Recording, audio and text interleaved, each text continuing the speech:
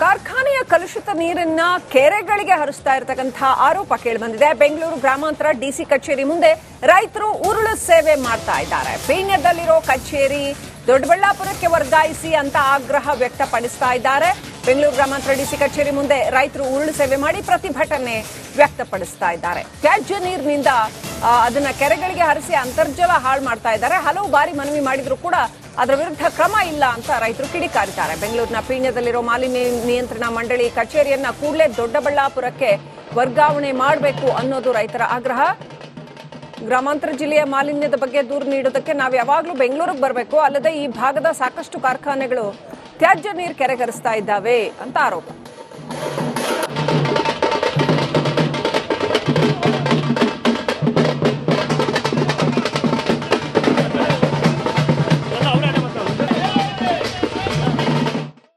ಇವತ್ತು ಕೈಗಾರಿಕೆಗಳಿಂದ ನಮ್ಮ ಭಾಗದಲ್ಲಿರ್ತಕ್ಕಂಥ ಅಂತರ್ಜಲ ಸಂಪೂರ್ಣ ಕಲುಷಿತ ಆಗಿದೆ. ಕುಡಿಯಕ್ಕೆ ಯೋಗ್ಯವಾಗಿದೆ. ಅದು ರಾಸಾಯನಿಕ ಯುಕ್ತ ನೀರಾಗಿದೆ. ಅತ್ಯಂತ ಅದು ಯಾವುವು ಅಂದ್ರೆ ಲೆಡ್ಡು, ಸೀಸ, ಕ್ರೋಮಿಯಂ ಈ ತರ ಮಾರಕವಾದ ಪರಿಣಾಮ ಬೀರ್ತಕ್ಕಂಥ ರಾಸಾಯನಿಕ ಅಂಶಗಳು ಇರೋದ್ರಿಂದ, ಜೊತೆಗೆ ಏನು ಅಪ್ರೈಲ್ ಪಾಕಲ್ಲಿ ಇರ್ತಕ್ಕಂಥ ಎಫ್ಲೂಯೆಂಟ್ ಟ್ರೀಟ್ಮೆಂಟ್ ಏನು ರಾಸಾಯನಿಕ ಯುಕ್ತ ನೀರನ್ನ ಶುದ್ಧೀಕರಣ ಮಾಡಿ ಮರುಪಯೋಗ ಬಳಕೆ ಮಾಡತಕ್ಕಂಥ ಒಂದು ಟ್ರೀಟ್ಮೆಂಟ್ ಪ್ಲಾಂಟ್ ಇರೋದು, ಅದು ಕಾರ್ಯನಿರ್ವಹಿಸ್ತಾ ಇಲ್ಲ. ಅದು ಸುಮಾರು 10 ಕೋಟಿನಲ್ಲಿ ಅದು ಸ್ಥಾಪನೆ ಆಗಿದೆ. ಅದನ್ನ ಯಾರು ಉಪಯೋಗಿಸ್ತಿಲ್ಲ. ಆ ಕಾರಣಕ್ಕೆ ಅದನ್ನ ಉಪಯೋಗಿಸ್ತಕ್ಕಂಥ ಉಪಯೋಗಿಸ್ಕೊಂಡು ಮಾಡ್ತಕ್ಕಂಥ ಕಾರ್ಯ ನಿರ್ವಹಿಸಬೇಕಾಗಿದ್ದಂಥದ್ದು ಮಾಲಿನ್ಯ ನಿಯಂತ್ರಣ ಮಂಡಳಿ. ಅದು ಕಣ್ಮುಚ್ಚಿ ಕುಳಿತಿದೆ. ಕಾರ್ಖಾನೆಯ ಕಲುಷಿತ ನೀರನ್ನ ಕೆರೆಗಳಿಗೆ ಹರಿಸ್ತಾ ಇರತಕ್ಕಂತಹ ಆರೋಪ ಕೇಳಿಬಂದಿದೆ. ಬೆಂಗಳೂರು ಗ್ರಾಮಾಂತರ ಡಿಸಿ ಕಚೇರಿ ಮುಂದೆ ರೈತರು ಉರುಳು ಸೇವೆ ಮಾಡ್ತಾ ಇದ್ದಾರೆ. ಪೀಣ್ಯದಲ್ಲಿರೋ ಕಚೇರಿ ದೊಡ್ಡಬಳ್ಳಾಪುರಕ್ಕೆ ವರ್ಗಾಯಿಸಿ ಅಂತ ಆಗ್ರಹ ವ್ಯಕ್ತಪಡಿಸ್ತಾ ಇದ್ದಾರೆ.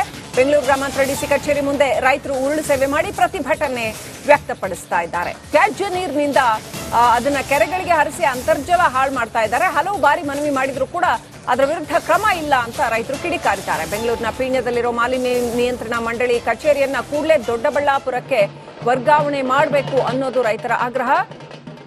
ಗ್ರಾಮಾಂತರ ಜಿಲ್ಲೆಯ ಮಾಲಿನ್ಯದ ಬಗ್ಗೆ ದೂರು ನೀಡೋದಕ್ಕೆ ನಾವು ಯಾವಾಗಲೂ ಬೆಂಗಳೂರಿಗೆ ಬರಬೇಕು, ಅಲ್ಲದೆ ಈ ಭಾಗದ ಸಾಕಷ್ಟು ಕಾರ್ಖಾನೆಗಳು ತ್ಯಾಜ್ಯ ನೀರು ಕೆರೆಗರಿಸ್ತಾ ಇದ್ದಾವೆ ಅಂತ ಆರೋಪ.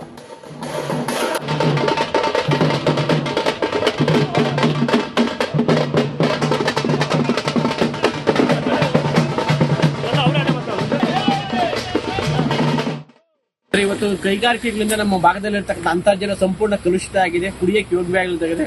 ಅದು ರಾಸಾಯನಿಕ ಯುಕ್ತ ನೀರಾಗಿದೆ. ಅತ್ಯಂತ ಅದು ಯಾವುವು ಅಂದ್ರೆ ಲೆಡ್ಡು, ಸೀಸ, ಕ್ರೋಮಿಯಂ ಈ ತರ ಮಾರಕವಾದ ಪರಿಣಾಮ ಬೀರ್ತಕ್ಕಂಥ ರಾಸಾಯನಿಕ ಅಂಶಗಳು ಇರೋದ್ರಿಂದ, ಜೊತೆಗೆ ಏನು ಅಪ್ರೈಲ್ ಪಾಕಲ್ಲಿ ಇರ್ತಕ್ಕಂಥ ಎಫ್ಲೂಯೆಂಟ್ ಟ್ರೀಟ್ಮೆಂಟ್ ಏನು ರಾಸಾಯನಿಕ ಯುಕ್ತ ನೀರನ್ನ ಶುದ್ಧೀಕರಣ ಮಾಡಿ ಮರುಪಯೋಗ ಬಳಕೆ ಮಾಡತಕ್ಕಂಥ ಒಂದು ಟ್ರೀಟ್ಮೆಂಟ್ ಪ್ಲಾಂಟ್ ಇರೋದು, ಅದು ಕಾರ್ಯನಿರ್ವಹಿಸ್ತಾ ಇಲ್ಲ. ಅದು ಸುಮಾರು 10 ಕೋಟಿನಲ್ಲಿ ಅದು ಸ್ಥಾಪನೆ ಆಗಿದೆ. ಅದನ್ನ ಯಾರು ಉಪಯೋಗಿಸ್ತಿಲ್ಲ.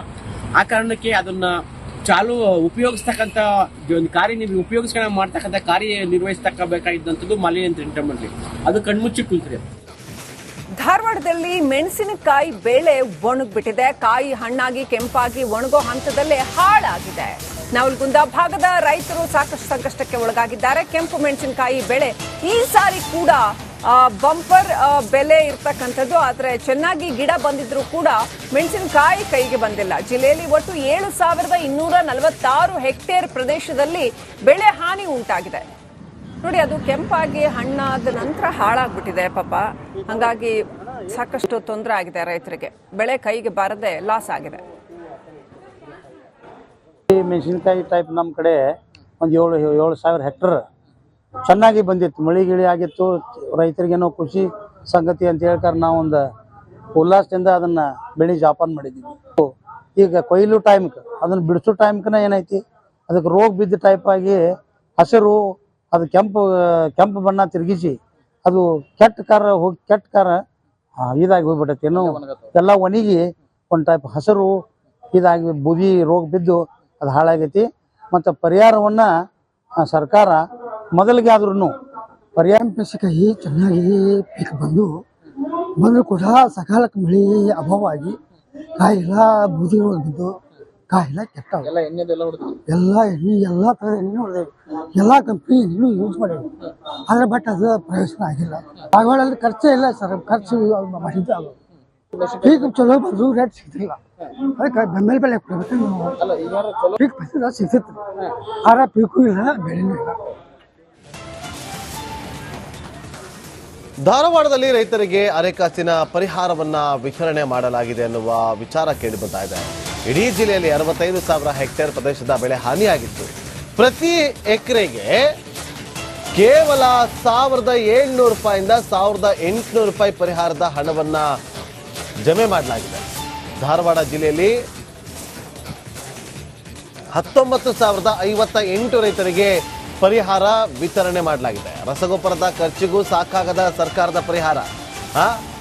ಈ ಪರಿಹಾರವನ್ನು ಇಟ್ಕೊಂಡು ಏನ್ ಮಾಡೋದು ಅಂತೇಳಿ ರಾಜ್ಯ ಸರ್ಕಾರದ ವಿರುದ್ಧ ಧಾರವಾಡ ಭಾಗದ ರೈತರು ಹೋರಾಟಕ್ಕೆ ಮುಂದಾಗ್ತಿದ್ದಾರೆ. 6,34,00,000 ಪರಿಹಾರ ವಿತರಣೆ ಹೆಸರಿಗೆ ಕೋಟಿ ಪರಿಹಾರ.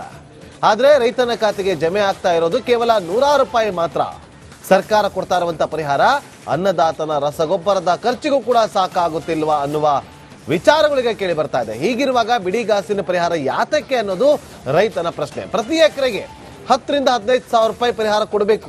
1,700 ರೂಪಾಯಿ 1,800 ರೂಪಾಯಿ ಪರಿಹಾರವನ್ನ ಸರ್ಕಾರ ನೀಡೋದು ಬೇಡ ಅಂತೇಳಿ, ಜೊತೆಗೆ ತಕ್ಷಣವೇ ಹೆಚ್ಚಿನ ಪರಿಹಾರವನ್ನ ಸರ್ಕಾರ ಕೊಡಬೇಕು ಅಂತೇಳಿ, ಒಂದು ವೇಳೆ ಕೊಡದೇ ಇದ್ರೆ ಬೆಳಗಾವಿ ಚಲೋ ಮೂಲಕ ಹೋರಾಟಕ್ಕೆ ಸಿದ್ಧ ಅಂತೇಳಿ ಎಚ್ಚರಿಕೆಯನ್ನ ಕೊಟ್ಟಿದ್ದಾರೆ. ಬಾರ್ಕೋಲ್ ಚಳವಳಿ ಮಾಡ್ತೀವಿ ಅಂತೇಳಿ, ನಾವು ಹೋರಾಟವನ್ನ ಮಾಡ್ತೀವಿ ಅಂತ ಹೇಳಿ ಸರ್ಕಾರಕ್ಕೆ ಬಿಸಿಯನ್ನ ಮುಟ್ಟಿಸ್ತೀವಿ ಅಂತ ಹೇಳ್ತಿದ್ದಾರೆ ರೈತರು.